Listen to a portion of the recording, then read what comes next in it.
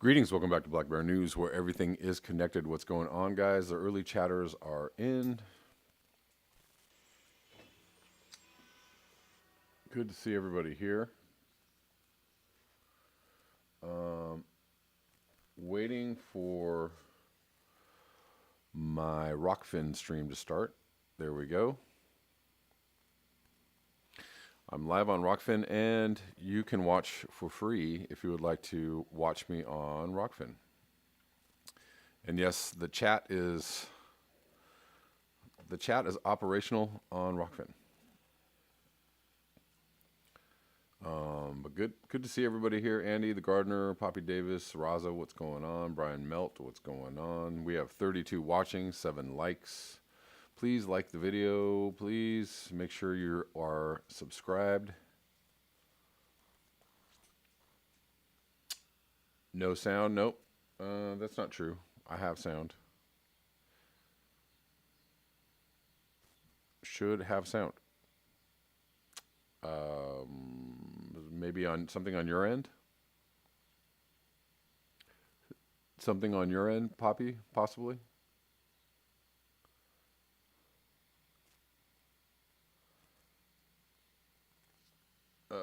Because I have sound. There is sound. Sound is going. Okie dokie. All right. All good, Poppy. All good. All right, cool. So let's get into it.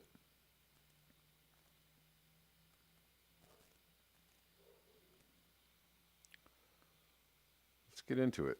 Do we have anybody watching on Rockfin? We got one person. Probably a couple more people will come in.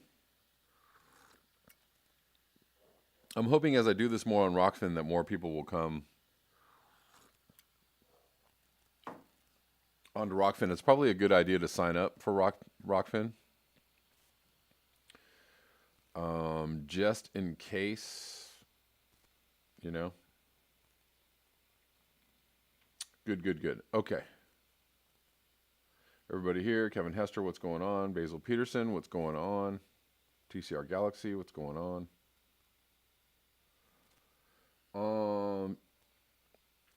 So let's get into a few things.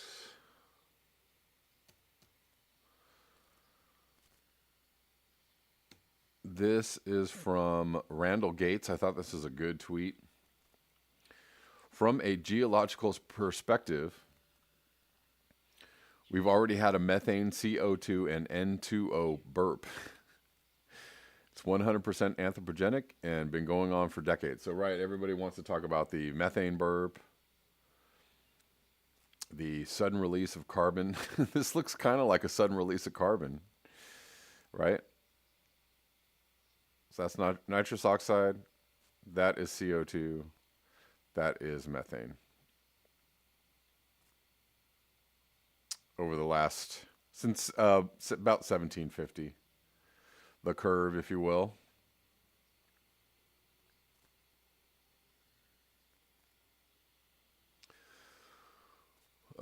Doing the old hockey stick maneuver. It looks like a burp to me. Yeah, I like it. I like that tweet. Moving on to the bogs. Are the bogs the same as the moors? Are the moors bogs or the bogs moors? This is in Ireland. Bog slide. Have you all heard of a bog slide before? Bog slide this morning near Barnesmore Gap on the Wild Atlantic Way. Damage done to environment here is beyond words.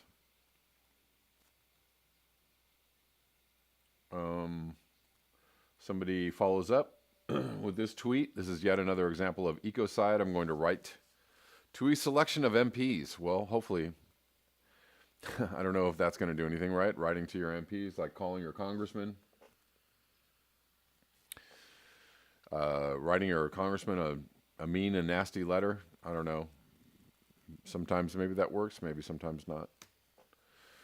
Moving on. This actually should be very concerning to people, even though, people think that parasites are bad, insects are bad, animals are bad, nature is bad. People just really don't like anything that makes humans feel uncomfortable or, threatened in any way. However, there are so many things in nature that actually are supposed to be there and actually help us all to live, all of us living together on the planet. That means humans, animals, insects, plants, fish, etc., etc. Parasites are one of those fungi. The world's parasites are going extinct. Here's why that's a bad thing. We're not going to go too far into this, but you should probably realize that's a bad thing. Up to 1/3 of parasite species could vanish over the next few decades, disrupting ecosystems and even human health. Even human health? Whoa. Hold on a second. Now I'm interested. What if the world's parasites suddenly went extinct? Given how much work we put into combating malaria-carrying mosquitoes and horrifying guinea worms, it sounds like a reason for celebration. But think twice. Actually losing these much despised mooches, bloodsuckers, and freeloaders could have disastrous consequences for the environment and human health. A parasite, in essence, is any organism that makes its living off another organism. We are all parasites on some level, right?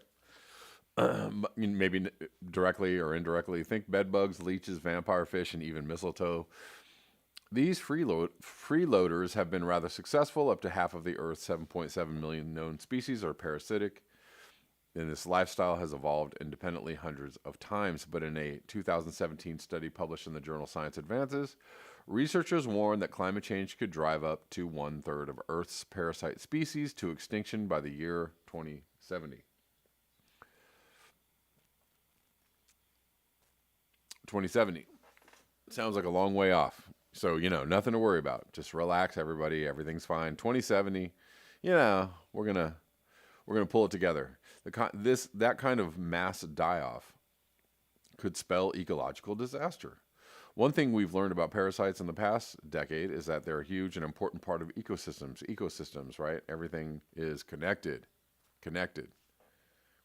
We are all connected. That we've really neglected for years. Says Colin Carlson, a graduate student studying global change biology at the University of California at Berkeley and lead author on the study. So, climate change is driving the current spate of species die-offs. 4 years ago, he saw the potential to look into a lesser-known group, parasites. So, yeah, they've been studying, insects, mammals, fish, all kinds of things. Oh, what about parasites? Are they dying too? Plants, right? There's a lot of types of animals and plants we don't know a lot about, says Carlson. He formed a team to find out more about how parasitic species could feel the heat in the coming decades.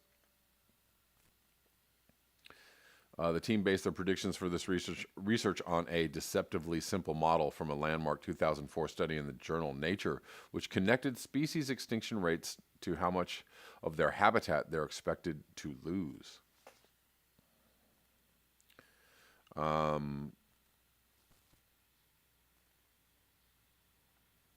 So their conclusion from the study, even under the most optimistic scenarios, roughly 10%. This is optimistic. 2070 and 10% are probably wildly optimistic. Roughly 10% of parasitic species will go extinct by 2070. In the most dire version of events, fully 1/3 of all parasites could vanish. This kind of die-off would have myriad unfortunate consequences. Consider that parasites play an important role in regulating the populations of their hosts and the balance, you say, of the overall ecosystem. What happens when things get out of balance? You mean like what happens when there's 8 billion humans on the planet eating 2.5 Earths a year? Would you call that out of balance? Possibly.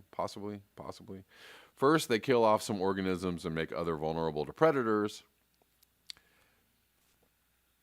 For example, when infected with nematode Trichostrongylus tenuis, the red grouse bird emits more scent that helps predators find and eat it more easily, thus serving to control the bird's population.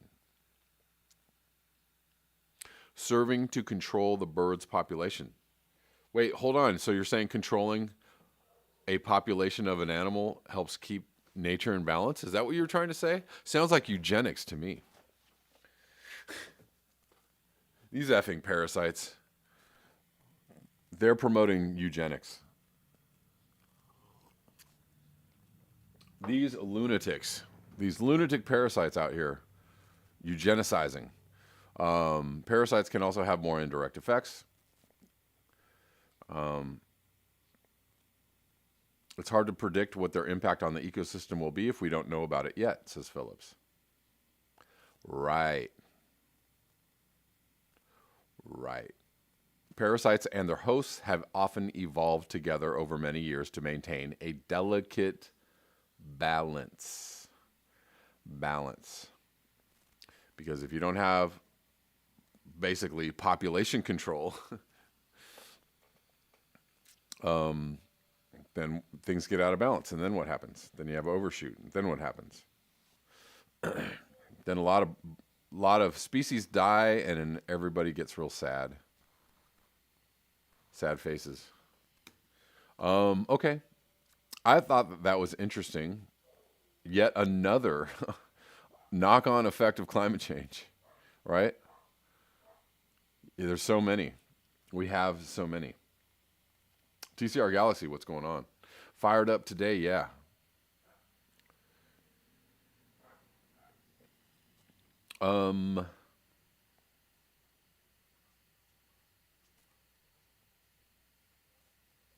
Brian Melt says elite parasites. Yeah, dang Nazi parasites. The bad people, those parasites.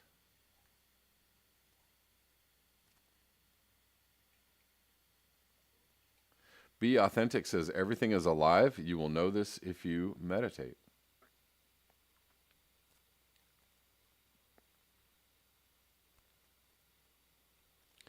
Oh, good one. Salt Lakers. How come it's so hard for California to get rid of Nancy Pelosi?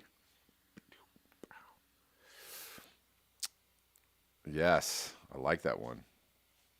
All right, we got a couple people on Rockfin. Join me on Rockfin. Let's move on. That's ROKFIN.com if you are wondering about the spelling. Oh no, where am I? I am lost. Ooh, so let's get into the main event for this particular video. And we're, as I have said many, many times, it is really hard. Climate change is many things. It's so many, it involves so many aspects of our world and our lives.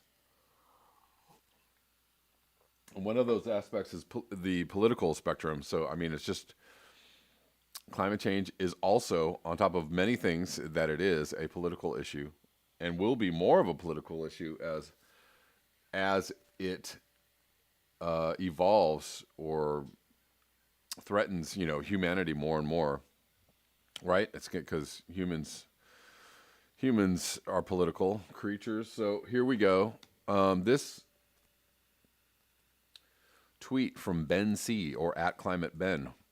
1. What is this neoliberal nonsense from Michael Mann and The Guardian? The U.S. wages interminable illegal oil wars around the world, works with and supports Saudi Arabia, fracks, and blocks progress and just international action at every COP meeting. Let's just. So what is he talking about? He seems Ben C seems kind of fired up about this article from The Guardian.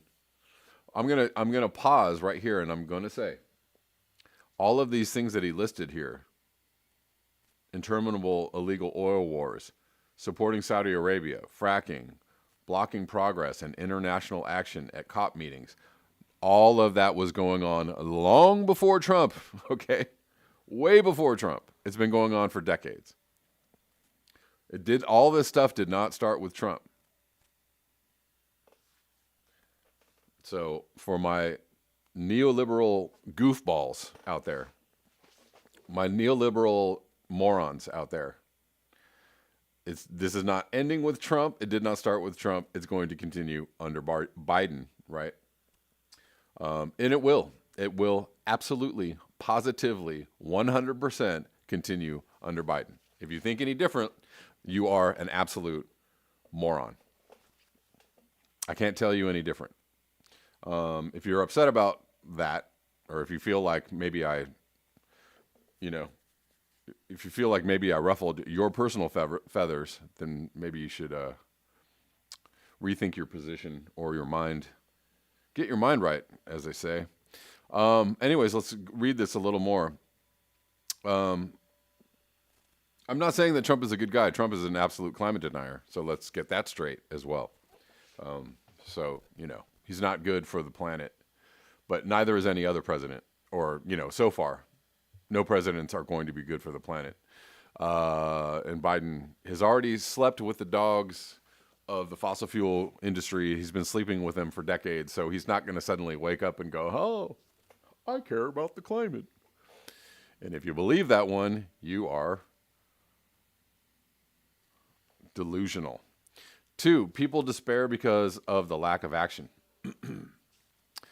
particularly from countries we're meant to see as good guys, right? More helpful to focus on Russia exploring for new fossil fuels in the Arctic with the help of France. So he's kind of linking some other articles. Who will finance fossil fuels for another 15 years, right? So many countries are involved in the destruction of the planet. It's planet-wide, okay? It's not just the U.S. pulling out of the Paris Agreement.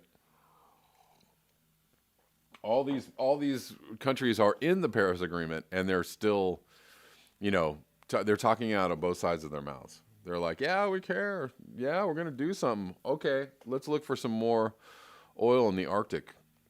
Guys, do you think that's a good idea? Let's go. Let's go. Right? So many. Canada, France, Germany, Russia, the UK, China, all these countries giving you plenty of good lip service, good sounding lip service. Oh, really? They're doing something? Oh, that's awesome. That's cool. I feel like things are changing. The tide is turning. And number 3, he says, as climate crisis rages, the world's public banks gathered at first ever summit and chose to not rule out continued fossil fuels funding, right? So linking another article, which I'm not even going to read this article today because I don't have time to, but I'm just going to get into what I can get into with the limited amount of time today. And we'll probably go back and read this tomorrow. There is no excuse for the continued funding of billions of dollars in coal, gas, or oil projects. This is going on planet-wide. So many countries, so many companies, all linked hand in hand, destroying the planet. Okay? That's the truth. That is reality. No, it is not a good thing that Trump is a climate denier, but there are so many other climate deniers, and there's so many liar climate deniers, right? Or people that are like, I care about the climate. Oh, we're going to do something. All right. Go Trudeau. Go Macron. Go. Oh, you guys are great. Go Xi Jinping. Go Biden. I'm a fucking moron. I hope I'm pissing some people off. I hope I'm pissing you off enough for you to wake the fuck up and get outside You're going to have to get outside of the system. It doesn't really matter whether Biden's president or Trump is president. You're going to have to get outside of the system and do something different. You ain't pushing Biden left. You actually have a better chance of pushing Trump left than pushing Biden left. I'm going to tell you that right now. Because Trump is just like, so all over the place enough to just be like, one day wake up in the morning and just have like a revelation and goes, you know what? This climate change thing doesn't sound half bad. But Biden will never stop supporting his fossil fuel cronies. He will never stop supporting them. You know why? Because he owes them. He's owed them for decades, and he will never stop owing them. Never stop owing them. Dylan Howard, thank you. Thank you for the super chat. Dylan Howard says, I'm raising funding for first phase of Yi Tao's mirror reflection project. Awesome. Do you know about it and think it could work as last hope for global dimming? Well, we're going to take a little break in the conversation for just a second. From what I've seen, I think it's a pretty cool idea. Guy McPherson supports it. That doesn't necessarily mean that, if Guy McPherson supports it, I support it. I'm just saying, from somebody who's very in touch with the reality of climate change and the reality of what possible solutions could be put out there that, might not wreck the planet in the process of trying to fix the planet. It seems pretty good. So, Dylan Howard, Godspeed to you. If you're helping to raise funding for the project, that's cool. And if you want to let us know about ways that we can help, if anybody else is interested in funding this project, if you want to drop a link or, go in the comment section and drop a link, feel free. Let's get back to this conversation, though. So I'm going to read this article. This is from Alexandra Villarreal in The Guardian. Meet the Doomers, why some young U.S. voters have given up hope on climate. And, I'm sure that a lot of people are going to relate to this. Politically active young people are often championed as the Earth's great hope to reverse the climate crisis, but many believe we've already passed the tipping point. When Siddharth Namachiviam casts a ballot in Colorado this fall, he'll forego Democratic nominee Joe Biden, whom he sees as just a Band-Aid, and instead support the long-shot Green Party candidate focused on climate change. Whoa. Are you serious? Somebody voted for Green? Whoa. That's wild. That's crazy. You mean somebody didn't actually vote for one of the two shitty candidates that were proposed? The two racist, sex offender, climate denier, soft and hard candidates that were put before us? You mean somebody voted for somebody else? You mean I can do that? Whoa. Anyways, he says, I guess, it'd be marginally better if Biden was president, but I don't think Biden being president is more important than the Green Party growing in the next couple of years. Ding, ding, ding. Navachaviam says, if we continue on our current track, he predicts food shortages, global economic instability, refugee crises, populist reactionary movements, all the forces that are already plaguing humanity intensified. He has little confidence that the world will do what's necessary to curtail the climate crisis, and he wrestles with the sheer scale of what needs to happen, such as disrupting the entrenched economic interests that run counter to disaster prevention. Boom. And that is why, try as he might, Biden will do very little for the climate crisis. He will. He may try. He will do very little. Says, when I think about things like that, I'm just like, I don't know what to do. Says Navachivayam, a college junior in California.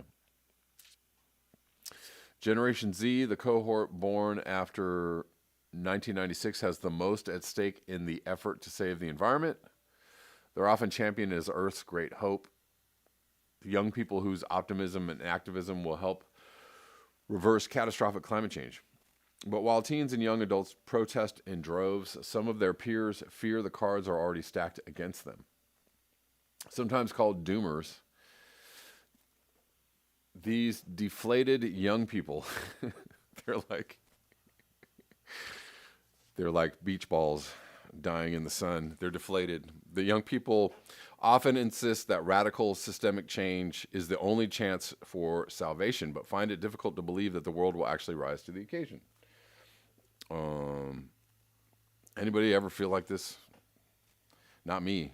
You're not seeing people who are planning for the future because the future seems so precarious and so unpredictable, says Max Barataglo. I don't know. A 19-year-old student in California where 25 major wildfires are currently burning. He believes enormous devastation is coming and that the world has accelerated toward a climate singularity. Because of Barataglo's position on the climate crisis, he's skeptical of getting married or having children. Considering how nihilistic I feel about the future and how I will be immediately affected, do I want to rain that burden upon someone else? Ouch. Recent events haven't helped. American Gen Zers are living through a collapsed social safety net during the coronavirus pandemic, a presidential administration that has played into big polluters' interests, shrinking career opportunities coupled with a volatile gig economy, and the uphill battle to tackle structural racism, says Juanita Constable, senior advisor to the National Resources Defense Council Action Fund. While many fatalistic young people, including Navachivayam and Barataglo, still try to limit their personal contributions to the climate crisis, they've warned of the doom and gloom arguments popularized by a slew of outspoken academics. They've warmed to the doom and gloom. Are y'all warming to the doom and gloom yet? It's toasty. So they're popularized by a slew. A slew is more than a few, right? Slew is like not a few, but kind of more than a few. I don't know. What's the exact number of a slew? Slew is like 7, or no, 12, or 23. The doomist argument largely relies on an unsubstantiated premise. Ooh. Just coming out with the propaganda straight up. Unsubstantiated premise around unstoppable tipping point like responses and a runaway greenhouse effect, quote unquote, says Michael E. Mann, climate scientist and moron extraordinaire, a distinguished professor and also a distinguished moron of atmospheric science at Pennsylvania State University. Scientific evidence doesn't back that conclusion unless you are full of shit. But its prominent peddlers have still garnered success through climate doom porn. Climate doom porn is awesome. Are you guys feeling this climate doom porn? Inspiring an entire cottage industry. So I guess what he's trying to say is like they're people are talking about this are grifters because it's a cottage industry, right? People are making money talking about the reality of climate change while discouraging hopeful youth climate activists. Man, it sounds terrible what's going on. It's terrible what these people are doing, these lunatics promoting climate doom porn. Promoting doom and despair and the notion that it's too late to do anything is literally stealing their future away from them, Mann says. It is taking away agency on their part. Okay. Meanwhile, an ecosystem of powerful agitators. This is where it gets just wild. From the Russian state to fossil fuel stakeholders have deployed doom and... So guys. We are being funded by Russia, and the fossil fuel companies are promoting doom. Deployed doomism and lies online to disillusion young progressives and craft a false equivalency between Biden and Donald Trump. Yes, Michael Mann, this is your finest work, you fucking piece of shit. Whose forthcoming book, The New Climate War, details how forces of delay are stifling fervor. Okay. These youth have become dispirited about climate change and jaded about prospects for climate action. They are victims of disinformation campaigned by bad actors like Russia, god damn it, that have sought to undermine enthusiasm for climate action. So listen, I'm just going to be really, really straight up for you. This is your fucking brain on Trump derangement syndrome. This is your fucking brain on Russiagate. This is how many times have people like Jimmy Dore and Kyle Kalinske and Nico House and Jamal Thomas and me, who have told you that if you support bullshit like Russiagate, if you're so hypnotized by Trump derangement syndrome that you support bullshit like Russiagate, you eventually that shit comes to bite you. Who? People that believe in climate change or the reality around climate change, or people who might call themselves doomers, or people who might follow this channel. And if you support Russiagate and Trump derangement syndrome and all that kind of bullshit, and you support, then you're kind of supporting like the censorship of people who are saying any kind of truth online, right? And smearing, that truth is being smeared as being like a Russian operative or a bot, right? If you're Tulsi Gabbard and you're saying the truth about war, oh my God, you're a Russian. You're in the employ of Russia. You're a Russian agent, as Hillary Clinton called Tulsi Gabbard. I can't put it any other way. I cannot put it any other way, and I can't put it any less critically. If you are somebody who is supporting this shit, I don't even know what to call it. It's a form of mind control. It's a form of propaganda. It's a form of brainwashing. But like, if you support this bullshit, you are supporting your own censorship. You stupid fuck. And I'm sorry for the use of the language, and I'm sorry for, if I ruffled any feathers, but your feathers, fuck your feathers too. Because then you have lunatics like Michael Mann, who are distinguished professors of atmospheric science at Pennsylvania, talking this fucking nonsense to you, and just scrambling people's brains, because people know the truth. Like, these kids know the truth. These kids know what's happening. These kids understand the situation. They understand how bad it is. The cat's out of the bag. It's, the Pandora's box is already open. It's too late to put it back in. You can't put it back in. But you're going to try to brainwash people or create this narrative about Russia is promoting doomerism. So I'm not gonna stop being super, super mean to people that say stupid shit, because you're allowing the tech companies, that are working in conjunction with the Democratic Party and the Biden administration and all those, and Hillary Clinton and all those people. You're allowing them to do this, like, this bullshit. New age, you're hurting my feelings, so we're going to censor you because you're talking about things that are real. You're helping that by being stupid. So your stupidity is not helping at the moment. So you need to, like, get your fucking game together, get your shit together, get your mind right, get your facts up, whatever it is you need to do. God damn it. I'm so pissed off by this. All right. I'm not going to read anymore, but like that's because I'm running out of time for this video, but there was actually much more to talk about, but I ran out of time because I got pissed about this. But like, so I just want to, it doesn't help anybody to be optimistic, falsely optimistic, to put lies out there. And there was yet another, someone else, I think TCR retweeted yet another climate scientist who was like, oh no, it's totally not, we've got plenty of time. If we stop emitting carbon right now, we're we're going to stay at 1.2 degrees and everything's going to be great. Everybody's going to go on, we're just going to live happily ever after. That's it. That's all we need to do. This guy is a climate scientist. And he's like straight up lying to people. So,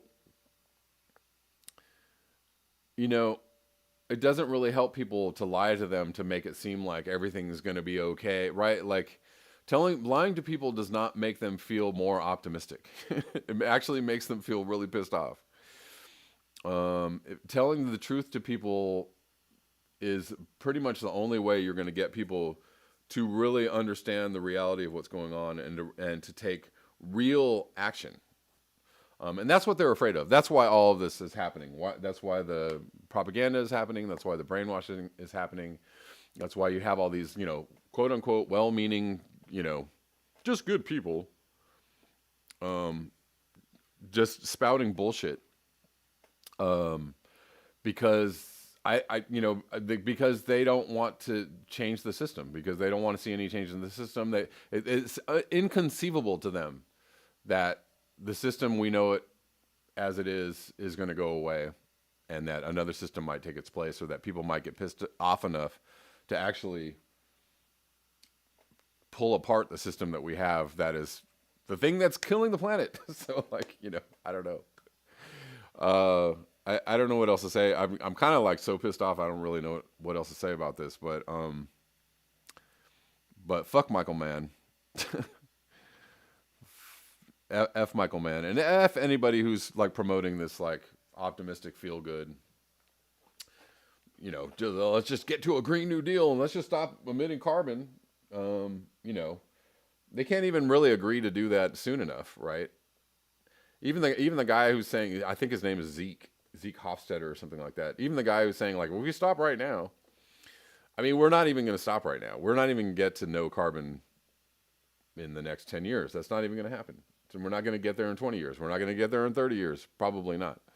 So, and we're not going to do that with people telling us lies. So, that what they're really afraid of is for people to wake up and understand the reality of it, and to actually, possibly destroy the system that's going to force us to continue emitting carbon for the next 3 decades or whatever. But guys, I have to tell you,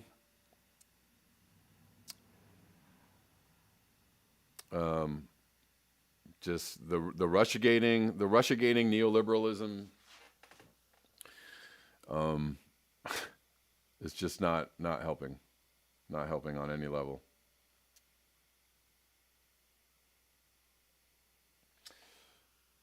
I have gone very long in this video.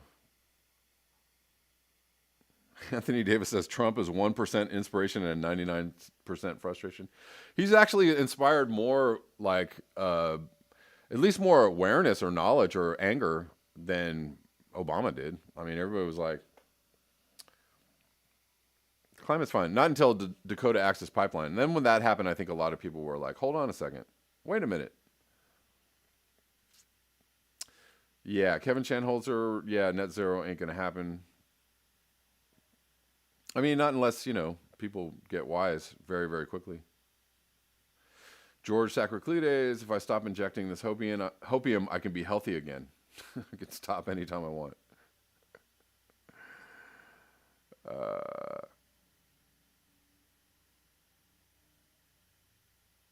New liberals, where do they hang out? Anthony Davis. Yeah, well, they don't hang out on the doom porn sites, right? The doom porn. We've got your search history. We know you've been looking at doom porn. All of you, you're going to jail.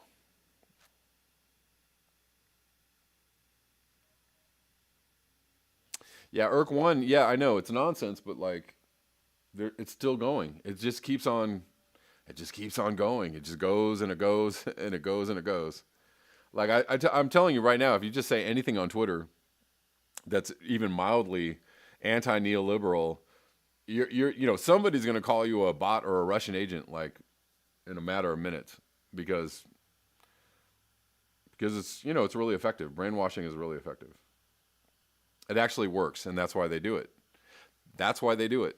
Because they're like, hey, it's working.